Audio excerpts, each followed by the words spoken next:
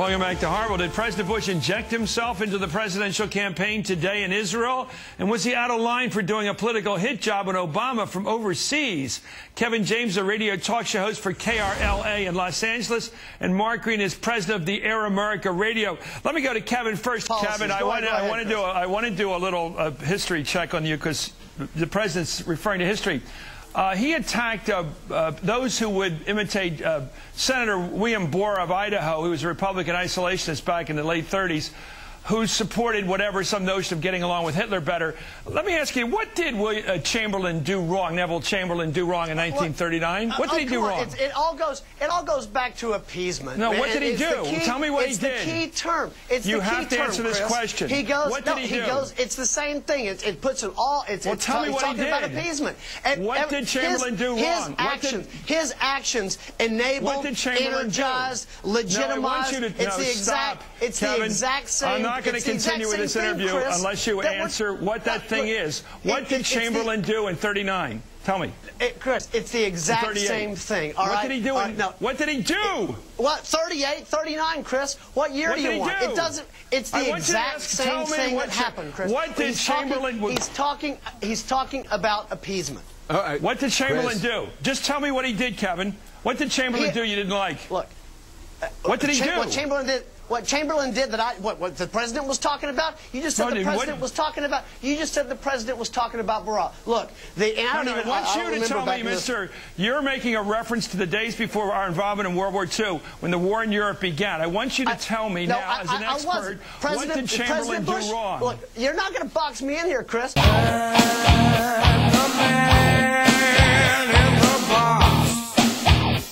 My point is, what President Bush has done, as he has taken this shot across the bow. You don't know what you're talking about, Kevin. Now, what do you mean I don't know what I'm talking about? Tell me what Chamberlain did wrong. Neville Chamberlain was an appeaser, Chris. What did he do? Neville Chamberlain was an appeaser, all right? What did he do? Neville Chamberlain, his policies, the things that Neville Chamberlain supported, all right? Energized, legitimized, and made it easier for Hitler to... It's up to you, New York.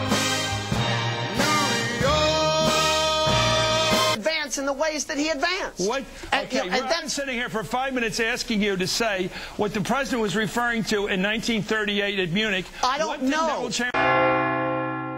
You don't know. Thank you, Chris. I don't know what the president. I don't know what the president was referring to when he talked about what was being said in 1930 in 1939. Your problem, Kevin, is you don't know what you're talking about. And the problem is you don't understand there's a difference between talking to the enemy and appeasing. What Neville Chamberlain did wrong, most people would say, is not talking to Hitler, but giving him half of Czechoslovakia in 38. That's what he did wrong, not talking to somebody. Chris, appeasement is giving away things to the enemy. But Chris, you don't know what I got to go to somebody who knows some history. Mark Green, help him out with some history here. This is pathetic. Kevin, please. This is pathetic. Kevin, you should probably be quiet. What Chamberlain did in Munich. Kevin, when you're in a hole, stop digging.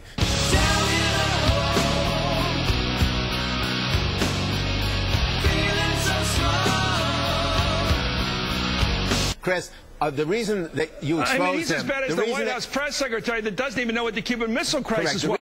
The Cuban Missile Crisis, and I was panicked a bit because I really know about nothing about the Cuban Missile Crisis. We're talking with people with blank slates in terms of history. President Bush and Kevin, excuse me, what they're interested in is rhetoric and not reality. They're interested in loaded words for political slander. Yitzhak Rabin, the former general and prime minister of Israel, who understands terrorism and war better than President Bush, famously said you have to negotiate not only with your friends, but especially with your enemies. So Israel did negotiate, not appease, negotiate with a former enemy Egypt successfully, former enemy Jordan successfully. Now they're negotiating with Syria on the Golan. Kevin, diplomacy and common security in a world of terrorism, proliferation, and pollution is not a four-letter word. It's called diplomacy, and the next president will do it. Rather than militarism first, it'll be talk first. I'm talking about the difference between, just appeasing and the difference of talking through strength. Kevin, When you're going to make a direct historic reference, get it straight. Thank you, Kevin James. I didn't make a direct historic reference. You were trying to defend something you don't know what you're talking about. Up next, what's Jay Leno got? It's not true. You don't understand what appeasement is. Don't use the word. It's giving away things to the enemy, not talking to the enemy. Oh, I've chosen my words carefully, Persian. Perhaps you should have done the same. This is blasphemy. This is madness. This is Hardball, only on MSNBC.